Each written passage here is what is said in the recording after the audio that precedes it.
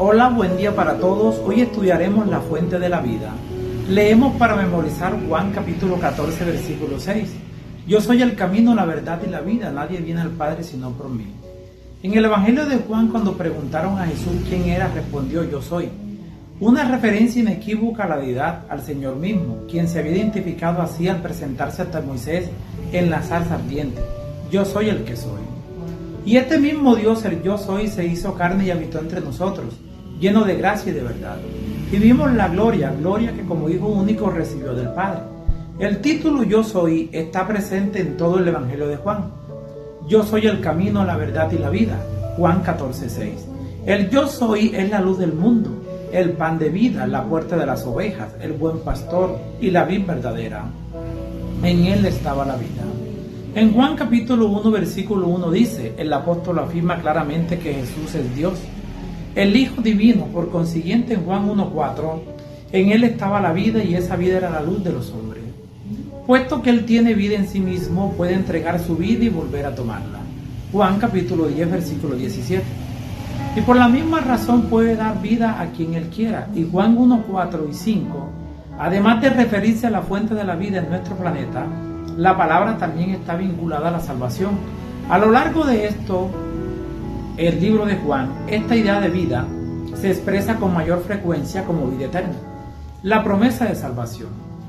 Así, aquel que trajo la vida y la existencia en ocasión de la creación es el mismo que trae la salvación, la vida eterna, a un mundo perdido. Como Moisés levantó a la serpiente en el desierto, así es necesario que el Hijo del Hombre sea levantado, para que todo aquel que cree en él no se pierda, sino que tenga vida eterna. Juan capítulo 3, versículos 14 y 15. Así como la serpiente de bronce tomó el lugar de los israelitas, que habían sido mordidos por serpientes, Jesús tomó nuestro lugar, es decir, el de quienes hemos sido golpeados por el pecado. Él asumió el castigo que nos correspondía a fin de que pudiéramos recibir la vida que le pertenece. Cristo también desea que tengamos la vida y que la tengamos en abundancia. Juan capítulo 10, versículo 10. Así pues, a cuantos los recibieron, les dio el derecho de ser hijos de Dios, a los que creen en su nombre. Estos no nacieron en forma natural por voluntad humana, ni por el deseo de un hombre, sino que nacieron de Dios. Cristo vino a revelarnos al Padre, porque a Dios nadie lo vio jamás.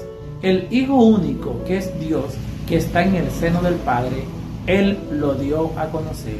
Juan capítulo 1, versículo 18. Al contemplar el carácter de Jesús, contemplamos el del Padre. Palabras de vida eterna.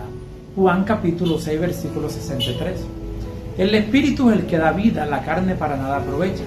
Las palabras que yo os he hablado son espíritu y son vida. Jesús dice que Él es el pan de vida. Juan 6:35. Lo que significa que su vida, su muerte y su resurrección son la fuente de la vida eterna, de la salvación. La expresión vida eterna y sus equivalentes aparecen al menos 17 veces en el Evangelio de Juan. No se refiere allí a una existencia espiritual, a formar parte de un ser eterno o algún otro concepto, sino al poder vivificante que produce salvación y da sentido a nuestra existencia actual y a la vida sin fin cuando regrese nuestro Señor. Así como Jesús se hizo carne, la resurrección de la que Él habla ocurre en el tiempo, en el espacio, en un cuerpo material.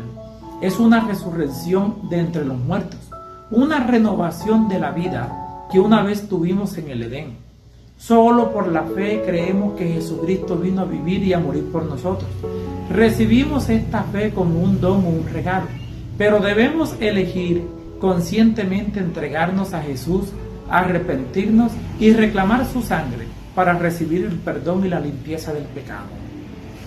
Cuando Jesús preguntó a Pedro si él también se iría, su respuesta fue: Señor, ¿a quién iremos? Tú tienes palabras de vida eterna. Juan capítulo 6, versículo 68. Esa declaración resume la esencia de la salvación y cómo se la alcanza. No produce de la filosofía, de la historia ni de la ciencia, es decir, de las disciplinas humanas.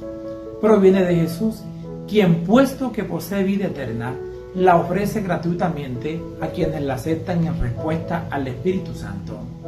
el hecho de creer y el nuevo nacimiento.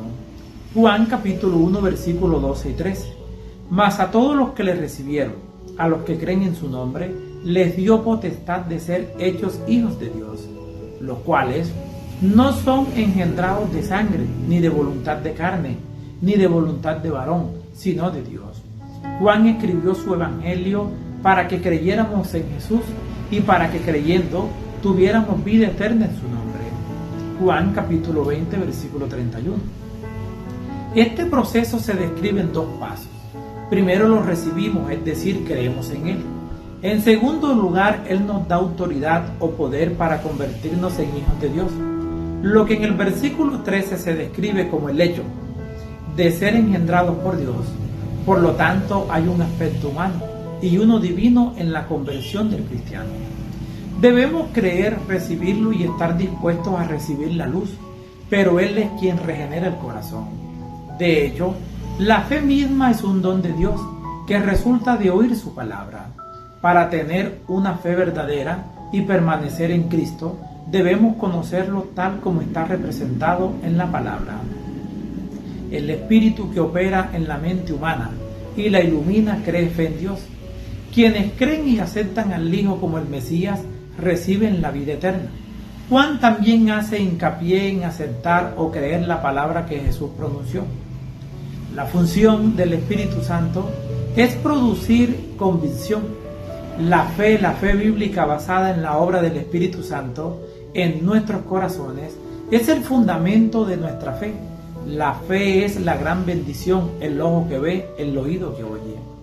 El enfoque humanista de la fe afirma que debemos encontrar un fundamento para la fe y luego creer. Por el contrario, el enfoque bíblico afirma que la fe es el fundamento, un don de Dios. Efesios capítulo 2 versículo 8. Empecemos con el fundamento que es la fe y a partir de allí creceremos y la comprensión y la gracia. Rechazar la fuente de la vida. Algunos de los relatos más tristes de toda la Escritura aparecen en el Evangelio de Juan. La luz resplandece en las tinieblas y las tinieblas no la extinguieron. En el mundo estaba aquel que es la luz, y aunque el mundo fue hecho por él, el mundo no lo reconoció. Vino a lo que era suyo y los suyos no lo recibieron. Juan capítulo 1 versículo 5. El yo soy fue rechazado por muchos de los suyos. No es de extrañar que Pablo advirtiera más tarde: no pierdan pues su confianza. Hebreos capítulo 10 versículo 35. Como hemos visto una y otra vez, Cristo fue rechazado porque la gente no aceptó su palabra. El modo de pensar humanista contemporáneo comienza con la duda. Las personas cuestionan todo para así poder determinar lo que es verdad. Aceptan como conocimiento seguro aquello que sobrevive al fuego de la interrogación rigurosa, algo en lo cual tener fe. Algunos aplican el mismo método a la Biblia, sometiéndola a interrogativo desde el punto de vista científico, históricos, psicológicos, filosóficos, arqueológicos o geológicos, para así determinar qué es verdadero o qué es falso en la Biblia. El método en sí mismo se inicia y construye sobre la desconfianza en la veracidad de las Escrituras. El pecado de los hebreos en Cades Barnea fue dudar de la palabra de Dios, quien les había ordenado que subieran, y tomando posesión de la tierra, 2 espías fueron enviados a Canaán para observar la tierra. Regresaron con 2 informes. La mayoría dio un informe negativo. Hay gigantes en la tierra, ciudades amuralladas, armas que nunca antes habíamos visto y ejércitos bien entrenados. Por el contrario, hemos sido esclavos en la tierra de Egipto. Con poca experiencia militar, 10 espías votaron que no debían avanzar, basándose en la abrumadora evidencia desde el punto de vista humano. 2 espías votaron que sí, basándose su fe en poder abrumador de la palabra de Dios. Condenación. El que cree en Él no es condenado, pero el que no cree ya está condenado, porque no ha creído en el nombre del Hijo unigénito de Dios. Todo el que hace el mal odia la luz y no quiere salir a la luz por miedo a ser descubierto. Pero el que vive de acuerdo con la verdad viene a la luz. El rechazo de Jesucristo, la luz del mundo, nos deja expuestos a la duda y a las tentaciones del diablo. Significa pasar de la luz a las tinieblas. Eva recibió luz acerca de cómo relacionarse con el árbol que estaba en el centro del jardín. Satanás la tentó a cuestionar la luz. Ella puso a prueba la palabra de Dios. Razonaba que un Dios de amor no destruiría las criaturas que él había creado. También se apoyó en los datos de sus sentidos. La serpiente había comido del fruto y ahora era capaz de hablar. Razonó que tal vez la serpiente tenía razón. Pensó que si comía del fruto sería como Dios. Engañada se apartó de la luz y su marido eligió el mismo camino. Cristo tenía a su disposición la misma herramienta de pensamiento humanista que utilizaron Adán y Eva. Los antediluvianos e Israel en Cades Barnea podría haberse preguntado por qué un Dios de amor dejaría de su hijo en el desierto durante 40 días y 40 noches, sin comida ni protección. También podría haber decidido probar su filiación. Convertiré estas piedras en pan. En lugar de eso respondió con la palabra de Dios. Operó en el nivel de las cosas celestiales en lugar de hacerlo según los patrones terrenales de pensamiento. ¿Cuán fácilmente podría haber racionalizado su camino hacia alguna decisión equivocada? Algo que tantas personas, incluso personas de fe, hacen a menudo. Les habló Flavio Martínez. Que la paz de Dios les acompañe en este día.